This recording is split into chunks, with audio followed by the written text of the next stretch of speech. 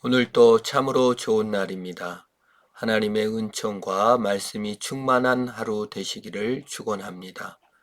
오늘 새벽 하나님의 말씀은 예수님께서 두 가지 공격을 받는 장면에서 시작됩니다.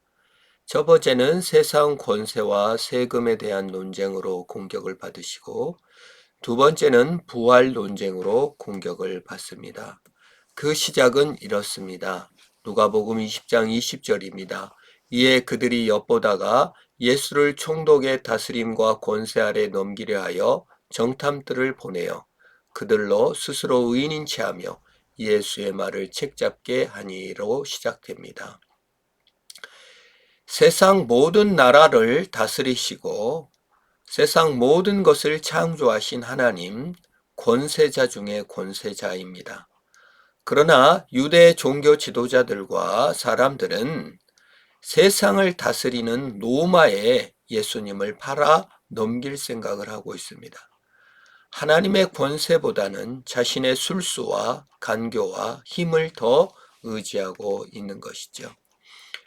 그들의 꾀는 대단했고 지혜도 대단했습니다. 그래서 이런 질문을 만들어냈습니다. 어떤 권세도 피할 수 없는 그 로마 권세 아래 사로잡기 위한 올무를 놓는 것입니다.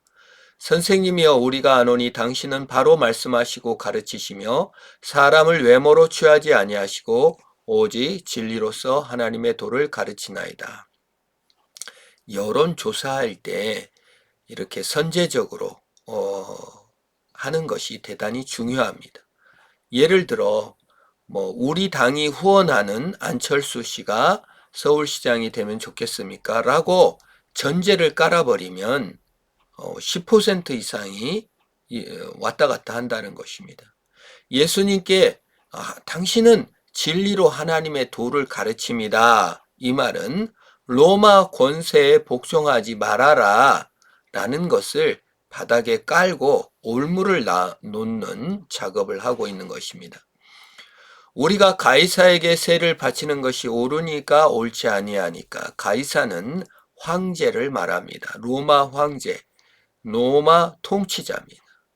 로마 통치에 세금을 바친다는 것은 민족주의자 입장에서는 매국행위입니다.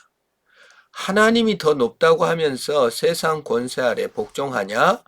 그런 것입니다. 네가 하나님의 아들이라 하면서 로마 그 권세에 복종해야 돼.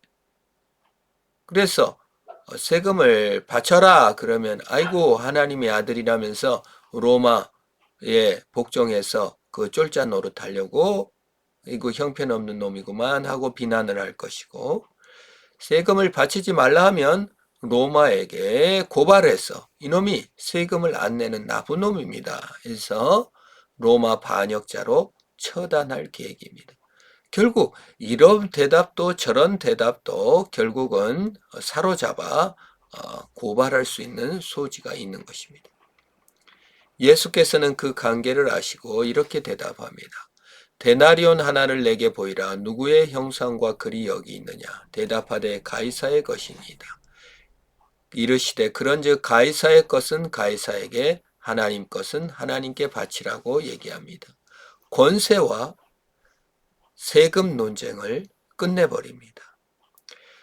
모든 것 위에 모든 것이 되시는 하나님은 우주를 창조하시고 다스리시며 세상 역사마저도 다스리시는 하나님이십니다. 로마를 흥왕케도 하시고 망하게도 하시며 정권을 세우기도 하시고 무너뜨리기도 하는 배후에 진정한 원인자는 예수 그리스도십니다. 가이사가 아닙니다.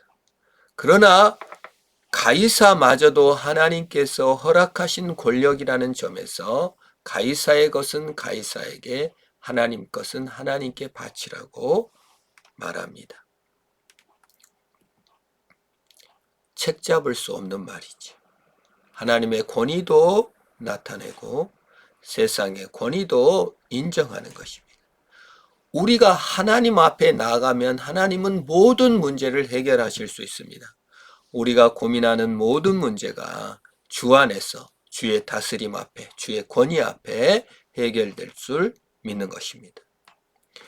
두 번째 논쟁은 부활 논쟁입니다. 부활이 없다고 주장하는 사두개인 중 어떤 이들이 와서, 사두개인은 현신주의자입니다.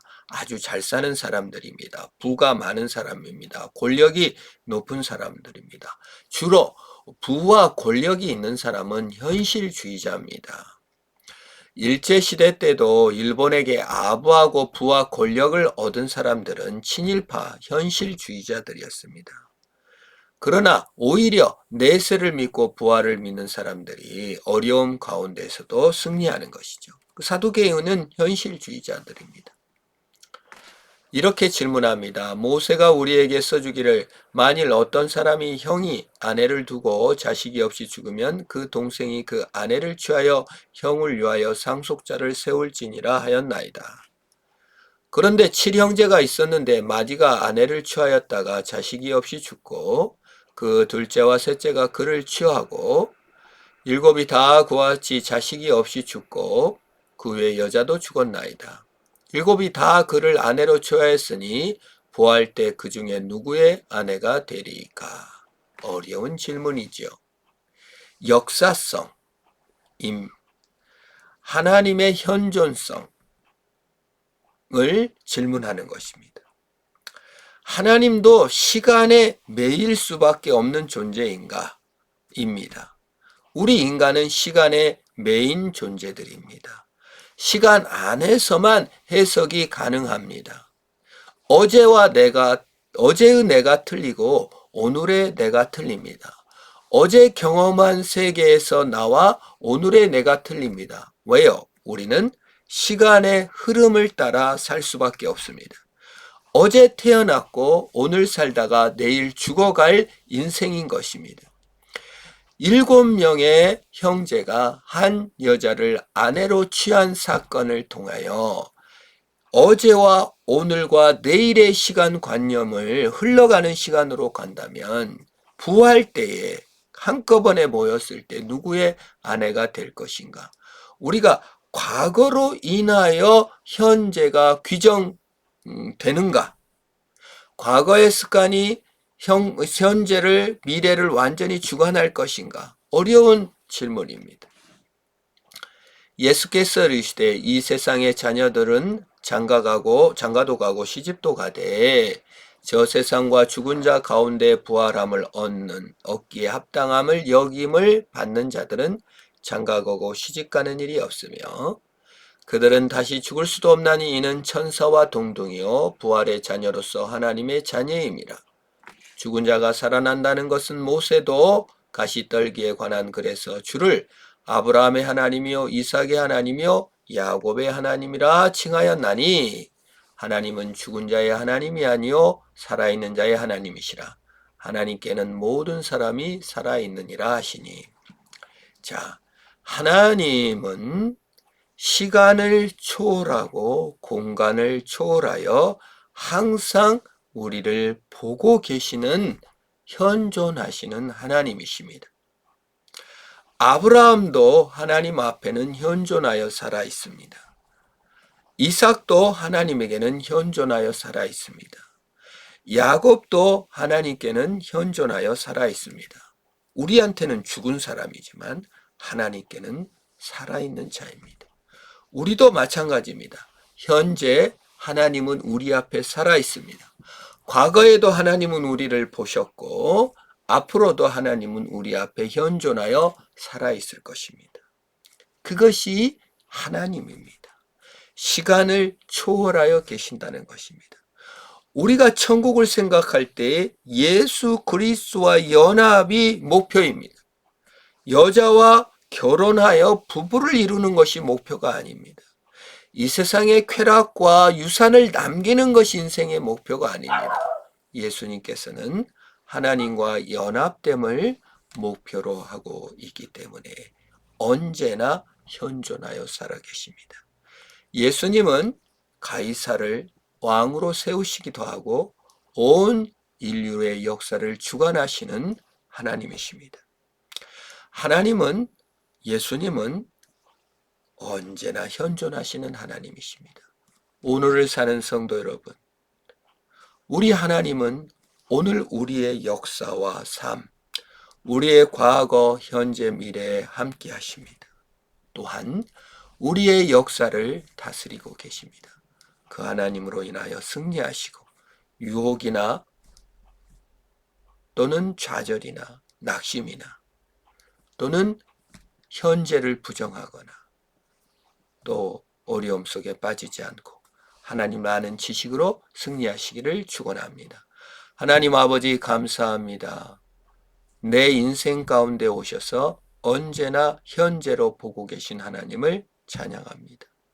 내 삶 속에 오셔서 내 과거, 현재, 미래를 다스리시고 함께 하심을 찬양합니다. 언제나 살아계신 하나님 앞에 오늘 현재 결단하고 주님께 내어 맡기고 사는 것에 있어서 아무런 방해를 받지 않듯이 우리 미래도 하나님께서는 나를 아실 줄로 믿습니다. 오늘 열심히 살아가게 하시고 또한 오늘 주님께 주님의 다스림을 인정하고 하나님 것을 하나님께 인정하며 승리의 삶을 살도록 복을 내려 주옵소서. 예수님의 이름으로 기도합니다. 아멘.